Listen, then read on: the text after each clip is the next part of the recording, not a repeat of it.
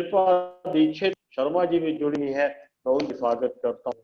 और अब मैं निवेदन करता हूँ डॉक्टर चयनिका उनियाल पांडा से कि वो अपने विचार रखें। डॉक्टर चयनिका। नमस्ते सर, थैंक यू। नमस्कार। हाँ, आप सभी को सबसे पहले तो आज के क्रांति दिवस की शुभकामनाएं।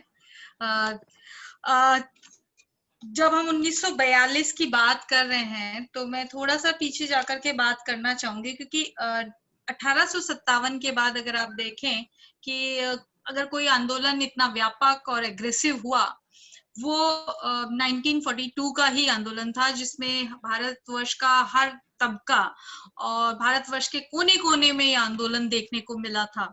लेकिन हमें थोड़ा सा पीछे जाने की जरूरत है, जिसमें मैं आपको एक चीज बताना चाहूंगी कि जब हम स्वतंत्रता आंदोलन की इतिहास को देखते हैं और उस आंदोलन की प्रोग्रेस को, उसकी प्रगति को देखते हैं, तो हम ये देखते हैं कि 57 के बाद एक ठहराव आ जाता है, क्योंकि इतना जबरदस्त अंग्रेजों के द्वारा आंदोलन को कुचला गया था कि उससे उबरने में और फिर से खड़े होने में इस देश को समय लगा। एक राष्ट्रीय दल कांग्रेस के रूप में बन करके सामने आया और उसने भी धीरे धीरे ग्रेजुअली अपनी जड़ें मजबूत की और आंदोलन में अपने तरीकों को बदला। तो अभी बीच में सर ने बात की थी बाल गंगाधर तिलक की, तो बाल गंगाधर तिलक का मैं मानती हूँ कि वो पहले ऐसे राजनेता थे जो इस देश के लिए जेल गए और उन्होंने कांग्रेस के राजनेताओं के सामने एक एग्जाम्पल रखा, एक उदाहरण रखा कि देश के लिए जेल जाना एक सम्मान का विषय हो सकता है। उससे पहले मेरे ख्याल से कोई भी ऐसा कांग्रेसी लीडर नहीं था, अगर आप देखेंगे इतिहास में, कि जो जेल गया हो। लेकिन तिलक के बाद देश के लिए जेल जाने की एक परंपरा की शुरुआत मिलती है। लेकिन ये जो परंपरा है वो सिर्फ नेताओं तक सीमित मिलती है। आप ये देखोगे कि जब 1920 के आंदोलन की हम बात करते हैं, तो जो लोग दिल्ली में हैं उनको ये मौका मिल सकता है कि जब कोरोना पीरियड से थोड़ा उबरें और बाहर जाने का हमें मौका मिले, तो तीन मूर्ति लाइब्रेरी में बहुत सारे जो क्रांतिकारी हैं, जो भगत सिंह के साथी क्रांतिकारी भी हैं या और क्रांतिकारी जो लोग रहे हैं, जो कांग्रेस से अलग जिनकी विचारधारा रही या जिन्होंने अलग धारा के साथ जुड़ करके स्वतंत्रता आंदोलन में भाग लिया, उनके कुछ इंटरव्यूज हैं आपके ओरल हिस्ट्री सेक्शन में। अगर आप उन इंटरव्यूज को पढ़ोगे तो उन इंटरव्यूज में ये वो लोग हैं जो 47 के बाद भी जीवित थे और उनके इंटरव्यूज को का कलेक्शन वहां पे है। तो उन इंटरव्यूज में जो मुझे कॉमन फैक्टर नजर आया था, मैंने भगत सिंह के साथी क्रांतिकारियों के सभी के इंटरव्यू पढ़े, और जो कॉमन फैक्टर नजर आया वो कॉमन फैक्टर ये नजर आया कि सबकी शुरुआत राजनीतिक जीवन की भारतीय स्वतंत्रता आंदोलन में वो 1920 के आंदोलन से होती है।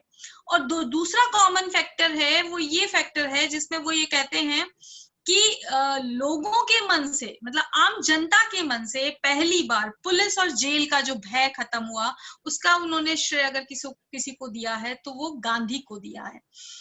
अब 1920 के आंदोलन में एक और चीज भी थी, वो ये चीज थी कि 1920 का आंदोलन जब पीक पे था तो अचानक से रोक दिया गया, सिर्फ इसलिए कि चोरा चोरी जैसे एक शहर में जो है एक इंसिडेंट होता है हिंसा का, और गांधी ये कहते हैं कि आंदोलन अपनी दिशा भटक गया है और हिंसा के पथ पे नहीं चल रहा है, तो इसलिए मैं इसको वापस लेता हूँ।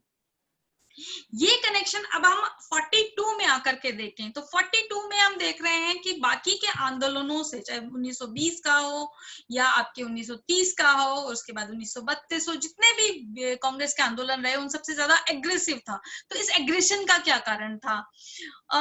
मेरा ये मानना है कि बहुत जब हम भगत सिंह की शहादत के बाद जो भगत सिंह इस देश को दे करके गए थे, वो ये दे करके गए थे कि आप इस देश के लिए अपनी जान भी दे सकते हैं। तो जेल का डर तो था, लेकिन जीवन को त्यागने का जो जज्बा है वो पैदा करने का काम भगत सिंह ने किया था। और आप ये देखोगे कि उसके बाद आपको जितने भी मूवमेंट दिखते हैं वो ज्यादा एग्रेसिव दिखते हैं, 42 के आंदोलन की अगर हम बात करें तो जैसा कि सर ने पहले ही बता दिया कि सारे बड़े लीडर्स को जो है वो गिरफ्तार कर लिया गया था, और वो जो लीडरशिप है वो नौजवानों के हाथों में आ गई थी, जिसमें आपके जयप्रकाश नारायण है, आपके असफ अली का भी नाम आता है, बहुत सारी महिलाएं उस समय आपको देखने को मिलेंगी जिन्होंने आगे बढ़ करके काम किया, कुछ लोगों ने भूमिगत होकर के काम किया।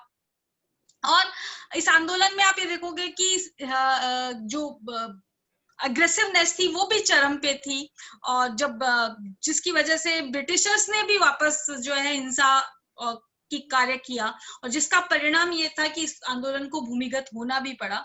और आप देखोगे बहुत सारे रेलवे लाइन क्या कहते हैं उतारी गई, या ट्रेन पे आक्रमण हुए, या आपके तार काट दिए गए, जो कम्युनिकेशन जो है उसको ब्रेक करने की कोशिश की गई। बहुत सारे छोटे छोटे जो चटगांव का जैसे विद्रोह आता है जहाँ पे इंडिपेंडेंट गवर्नमेंट स्थापित की गई स्वतंत्र कुछ समय के लिए। लेकिन आप एक चीज और देखोगे कि जितने भी आप ये एग्रेसिव चीजें देखते हो उसमें एक चीज ये है कि निर्दोष इंसानों के ऊपर इस समय कोई हमला आपको देखने को नहीं मिलेगा।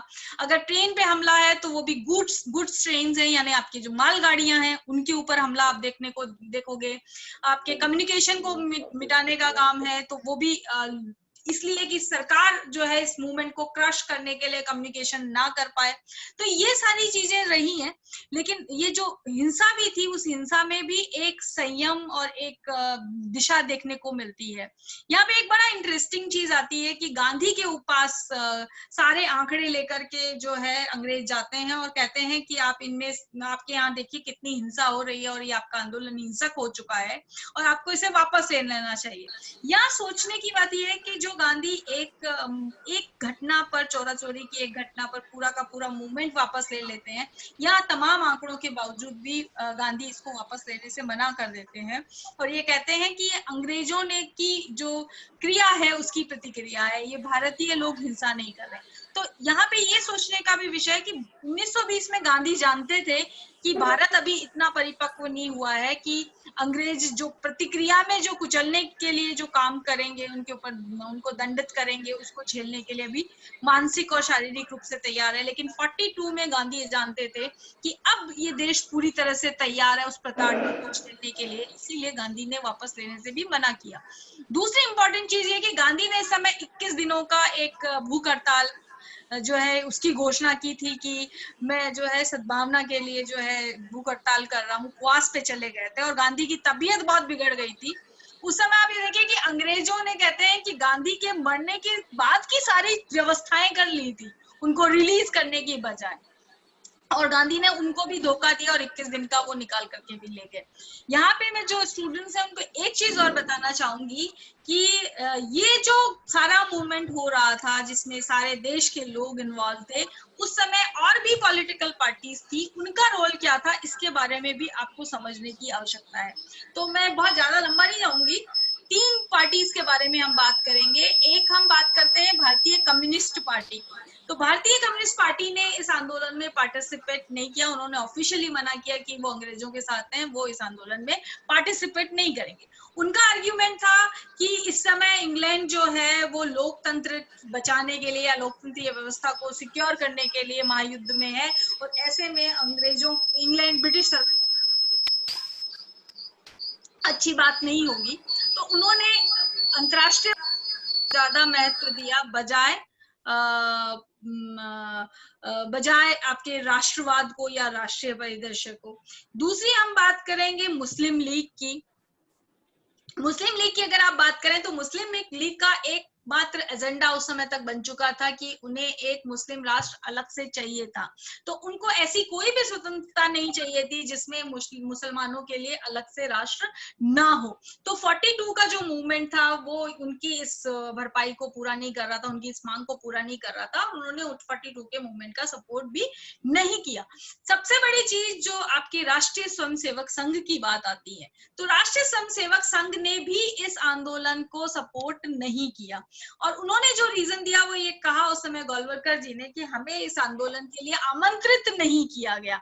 तो यहाँ बड़ी हास्यास्पद स्थिति है कि 42 का मूवमेंट पहली बात तो राष्ट्रीय मूवमेंट था, किसी के घर में शादी नहीं हो रही थी कि आपको आमंत्रित किया जाए, हर व्यक्ति ने स्वस्फूर्त होकर के इस आंदोलन में भाग लिया था।